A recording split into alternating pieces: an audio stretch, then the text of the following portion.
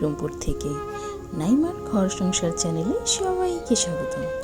কে কোথা থেকে আমার ভিডিও দেখছেন তা তো আমার জানা নেই, তবে কাছে এবং দূরে দেশ ও দেশের বাইরে যে যেখান থেকে আমার ভিডিও দেখছেন, আশা করছি সবাই আল্লাহর রহমতে অনেক ভালো আছেন।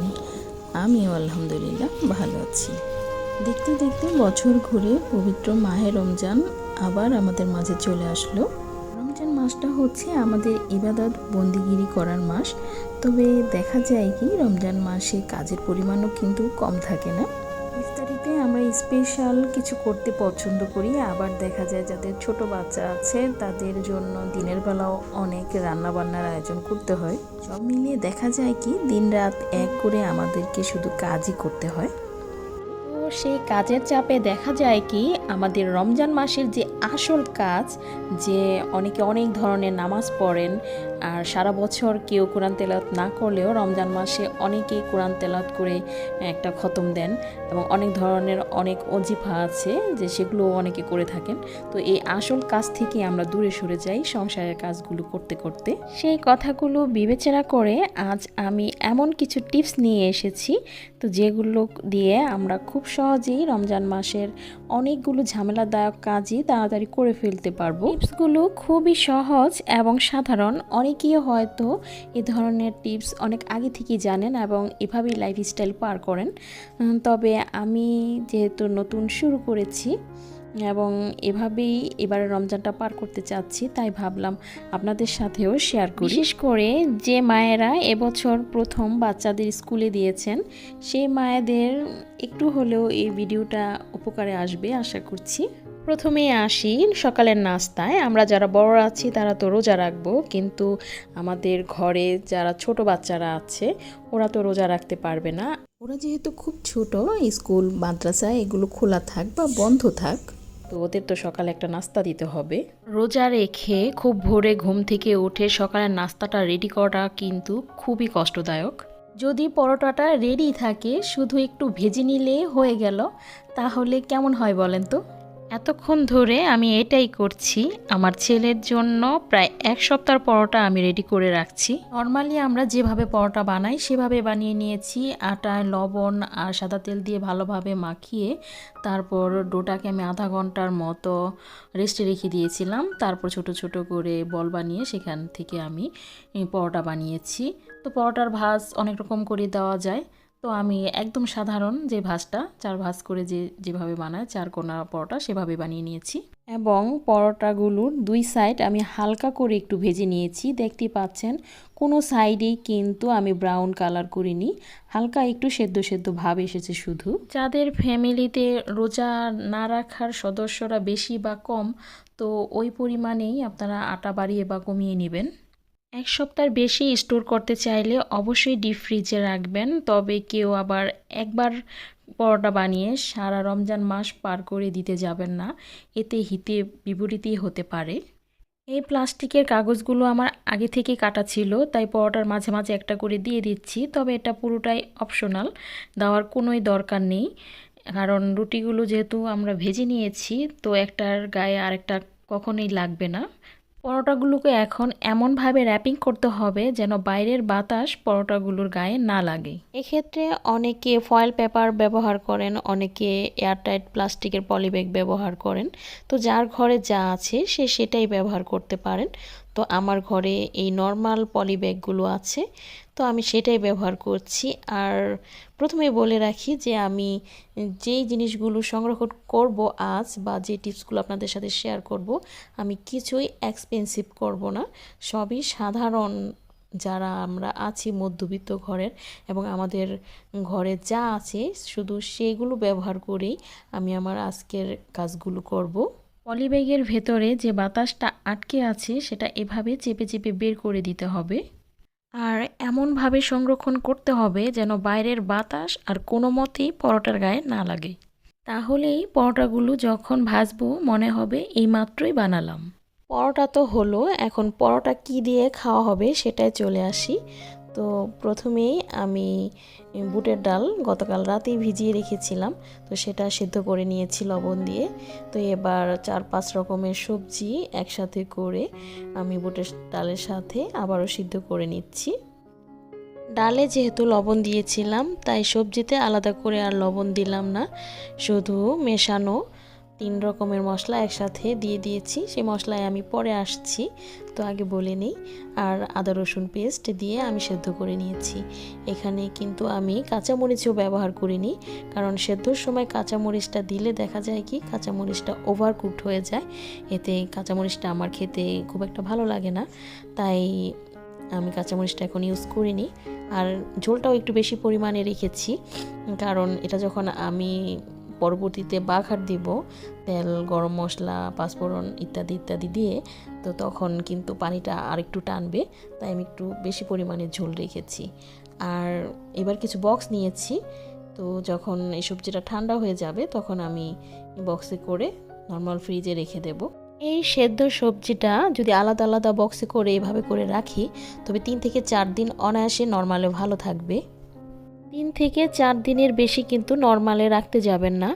আর বেশি দিন রাখতে চাইলে অবশ্যই ডিপ ফ্রিজে রাখতে হবে, তবে ডিপ ফ্রিজে রাখার পরামর্শ আমি দিচ্ছি না, কারণ এ ধরনের খাবার ডিপ ফ্রিজে দীর্ঘদিন রেখে তারপর পরবর্তীতে যখন খাওয়ার জন্য রেডি করা হয় তখন সে আগের মতো স্বাদটা থাকে না। তাছাড়া আমরা ডাল আর বিভিন্ন ধরনের সবজি দিয়ে যে একটা পুষ্টিকর খাবার তৈরি করলাম, সেটাও দীর্ঘদিন ডিপ ফ্রিজে থাকার ফলে সেই পুষ্টিটা আর ওইভাবে পাওয়া যায় না।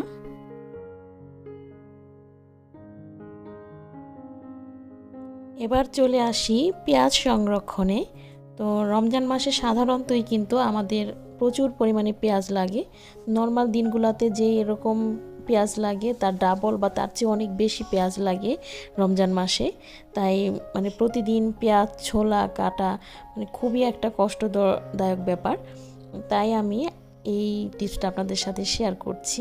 একসাথে যদি আমরা অনেকগুলো পেঁয়াজ একদিনেই ছিলে নিই এবং এই ধরনের বক্সগুলো পরিষ্কার করে তারপর ভেতরটা খুব ভালোভাবে মুছে শুকিয়ে নিই, আর যে পেঁয়াজগুলো আমরা কেটে ধুয়ে পরিষ্কার করে নিয়েছি সেই পেঁয়াজগুলো যদি একটা শুকনা ভালো কাপড় দিয়ে খুব ভালোভাবে মুছে তারপর বক্সের মাঝে সংরক্ষণ করি, দেখা যাবে প্রায় 15 দিন এটা নর্মাল ফ্রিজে ভালো থাকবে। পেঁয়াজটা নষ্ট হওয়ার বা পচে যাওয়ার কোনো সম্ভাবনা থাকবে না।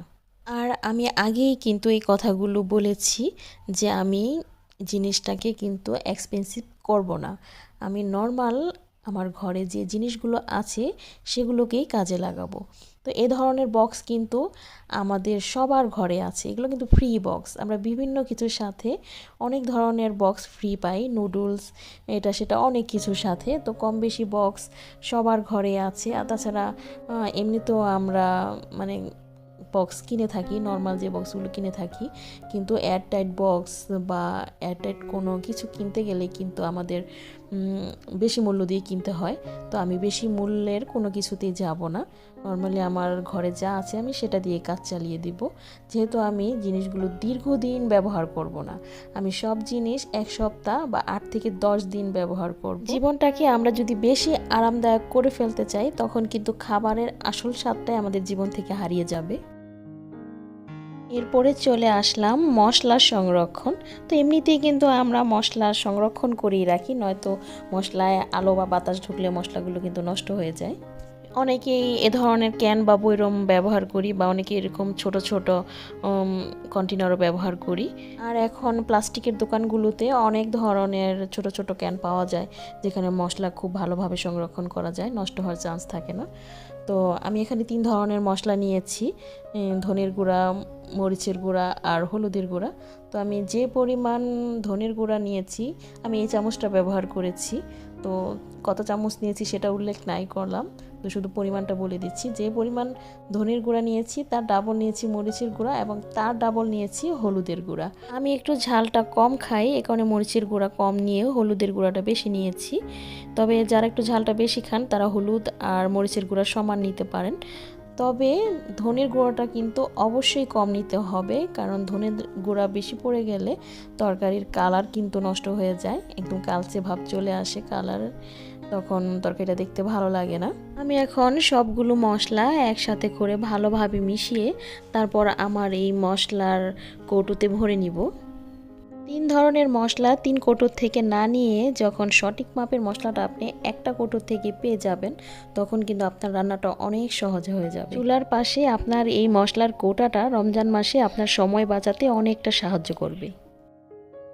এই মাছগুলোতে মশলা মাখিয়ে মশলার ব্যবহারটা এখনই দেখিয়ে দিচ্ছি।